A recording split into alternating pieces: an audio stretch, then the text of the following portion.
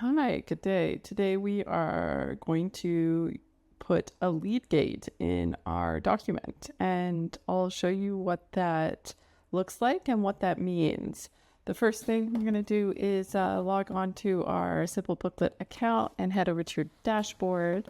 And then from there, you're going to locate the document you want to work on and click in the Design tab, which is represented by this painter's palette at the bottom here. And that will take you directly to this tab up here. As you can see, it's highlighted in orange and says Design.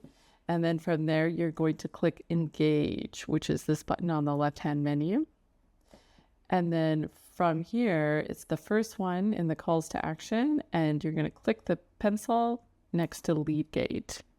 Okay, here we are at our Lead Gate Moodle. Now, let me tell you about lead gates. Basically, you can put in a lead gate at any point in your document to harvest information from your customer.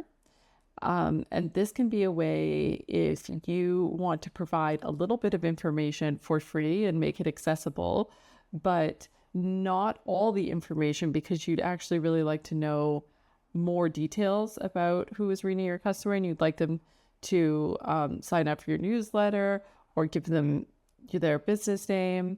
And so you can give a customer a little bit of interest and have them halfway through a document and engaged and actively participating. And then you can say, okay, now that if you'd like to go any further, basically we ask you to sign up.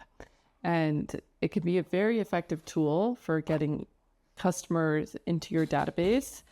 And it's something that Simplebooklet offers in any of your documents, and it's really easy and quick to do. So once you're in your LeadGate Moodle, the first thing you want to do is just link up your privacy policy to this URL here. And this basically protects you as a person who's gathering email accounts, and also assures your customers or whoever's signing up that you will only use their email accounts for the information that they've already consented to.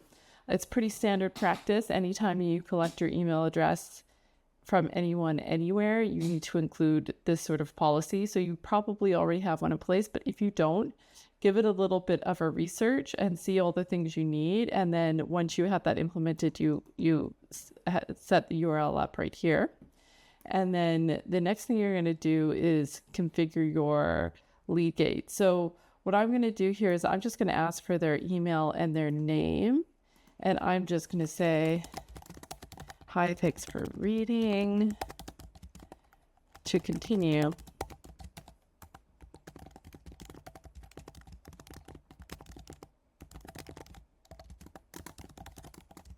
Of course, yours will probably be more formal and interesting. I'm just doing this so I can show you guys how it works.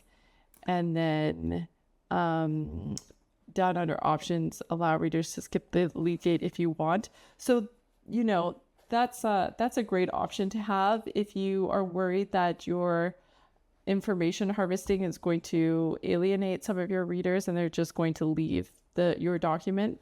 So you can click that if you'd like, or you can keep it on. I'll click it for now. I'm going to say display after page 1. That's great. So we can save this, which I'll do, and then I'll go back in just to quickly show you a few other options you have here. If you have a Zapier account, you can connect it. And also if you have a Klaviyo account, you connect it as well. So if you know what those two things are, that's great. And if you don't worry about them. They just streamline this process a little bit, but it's no problem if you don't have it. Just you can fill out the form as I showed you to do earlier. So we'll just click out of here. And great. And then what I'm going to do is I'm just going to go into preview so we can look. And there we go. Right on page 1 as it shows, actually. But as you can see, it loads directly after you open your document, which is exactly what we want. That's how LeadGate works. Thanks very much.